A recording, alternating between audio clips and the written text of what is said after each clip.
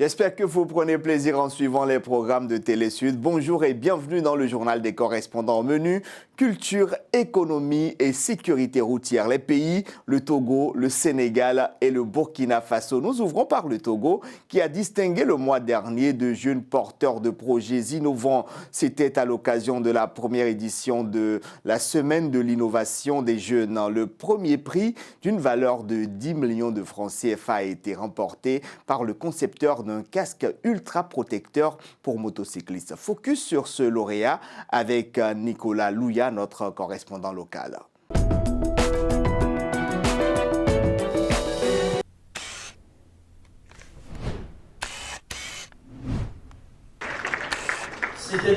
Regard figé vers les modérateurs, ils attendent avec impatience le verdict. Ces jeunes Togolais font partie des porteurs de projets sélectionnés pour le concours 228 Innove, organisé en marge de la première édition de la Semaine de l'innovation des jeunes. Une trentaine au total, sur plus de 300 candidatures, ils ont été soumis durant quasiment une semaine à un exercice de pitch où ils ont défendu devant un jury leurs idées de projet. Dans le lot, 3 innovations ont retenu l'attention du jury. Le premier prix d'une valeur de 10 millions de francs CFA est allé à Wilfried Koché, concepteur de la marque Wilco. Un casque intelligent et ultra protecteur qui vise à garantir la sécurité et le confort des motocyclistes. Ce casque répond aux besoins des motocyclistes. Il est équipé des amortisseurs de choc qui amortissent le choc lors des accidents, ainsi pour diminuer directement le taux du traumatisme crânien. Doté d'un système de rafraîchissement qui permet de réguler et de neutraliser la chaleur produite à l'intérieur, les casques Wilco ont été fabriqués en tenant compte des réalités thermiques en Afrique. Dans les zones où il y a d'extrêmes températures, il est équipé d'un système de ventilation pour neutraliser sa chaleur interne de façon automatique selon le moment. Sur le système de ventilation, ça donne les motocyclistes l'envie de porter des casques.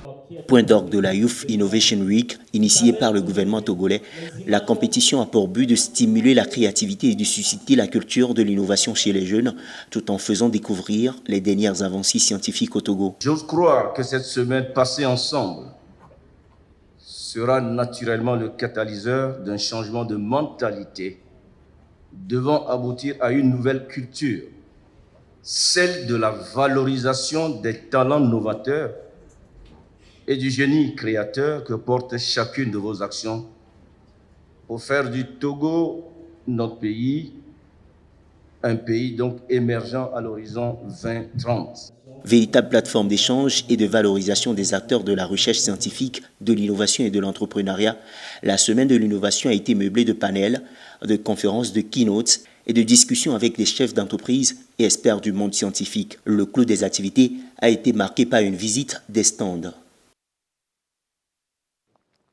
Au Sénégal, les accidents de la route sont de plus en plus fréquents et meurtriers. Plus de 700 morts ont été comptabilisés en 2022 et l'une des causes de ces accidents est la vétusté du parc automobile dans le secteur des transports en commun. Les épaves roulantes, véritables vecteurs d'accidents au Sénégal. C'est un reportage signé Igor Couton.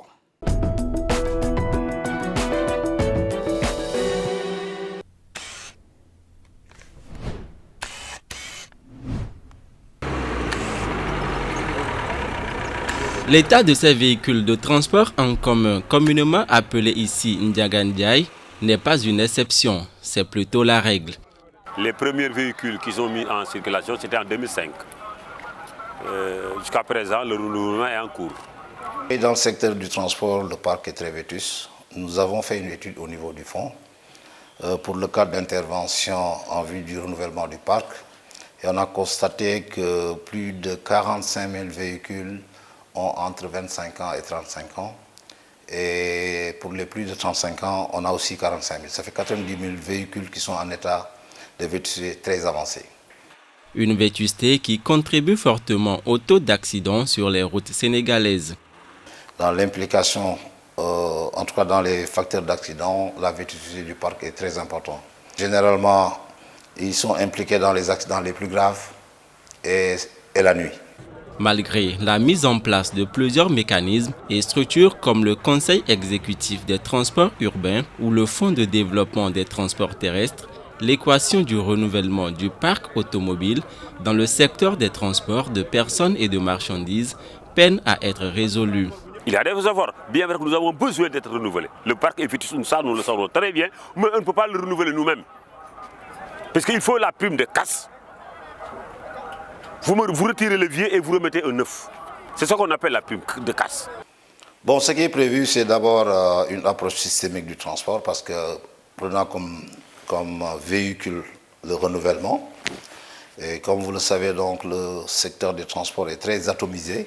Donc, il y a plusieurs opérateurs qui n'ont pas plus de 2 véhicules ou des chauffeurs propriétaires, ce qui fait qu'il y a un désordre. Donc, ces opérateurs-là n'ont pas accès au crédit bancaire parce qu'ils font une exploitation artisanale et l'État veut les organiser en fêtières pour les former, les professionnaliser d'abord, avant de changer le véhicule. En attendant le renouvellement de ces épaves roulantes, les passagers, eux, continueront à en faire leur moyen de déplacement, priant que d'autres drames liés à l'état de ces voitures ne surviennent. À quelques semaines de la tenue du Festival panafricain du cinéma et de la télévision de Ouagadougou, FESPACO, le comité d'organisation a animé une conférence de presse pour dévoiler le visuel de cette édition. L'événement est prévu pour se tenir du 25 février au 4 mars 2023. Comment les cinéastes et cinéphiles burkinabés préparent-ils ce festival? La réponse dans ce sujet d'Edem Aebla.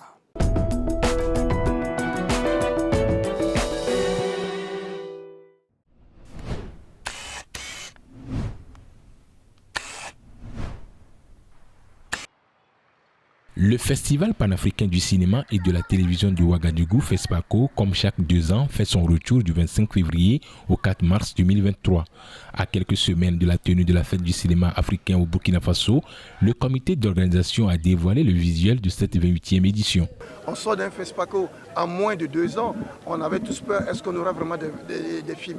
Par exemple, au niveau du Burkina Faso, nous avons reçu 84 films et nous avons sélectionné une trentaine. Ce qui montre que la production, elle existe, elle est forte, elle est dynamique. Des films burkinabés, des films étrangers qui vont faire, qui vont pousser aussi à ces professionnels-là, à ces programmateurs des plateformes de télévision et de tout, circuit de programmation des films, de venir à Ouaga pour pouvoir les voir la première fois et espérer aussi les montrer dans ce festival-là. Ce qui revient à dire que le comité de sélection a fait un gros travail de fourmi et pour pouvoir vous présenter les pépites que nous verrons bien sûr à cette 28e édition. En cette année, près d'une trentaine de pays seront en compétition au pays des hommes intègres.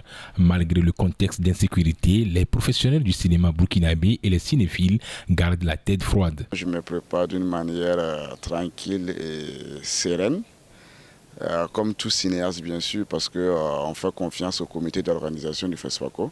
Ce n'est pas à leur première, ils étaient là depuis des années et tout, ils sont bien entourés. Donc l'année passée, le FESPACO s'est très bien passé, donc nous sommes confiants et sereins que cette année encore ça va bien se passer. Donc pas d'inquiétude en fait à ce niveau.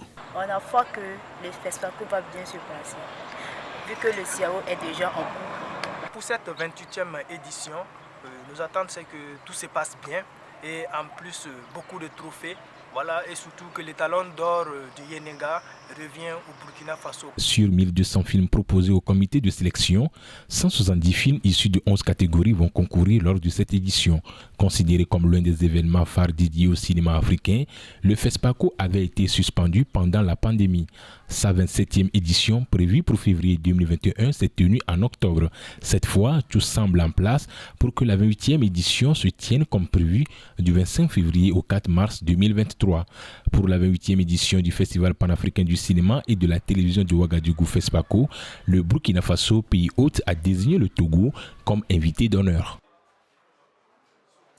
Retour au Sénégal pour parler d'un dessinateur de presse très apprécié du public. Tous les lecteurs de journaux dans le pays ou presque connaissent sa signature et les traits de son pinceau. Omar Diakité, connu sous le pseudonyme de Odia, est le caricaturiste le plus vu ces dernières années à Dakar.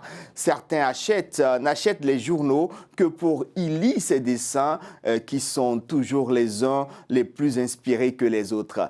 Igor Couton pour son portrait.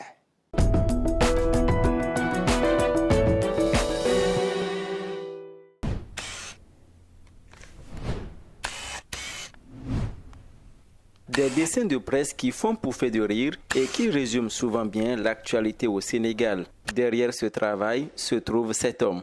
Je m'appelle Omar Diakité, dessinateur de presse. Je signe sous le nom de Odia. Depuis 8 ans, il est le dessinateur attitré de ce journal à travers lequel son crayon informe quotidiennement des milliers de Sénégalais, amoureux ou non des dessins.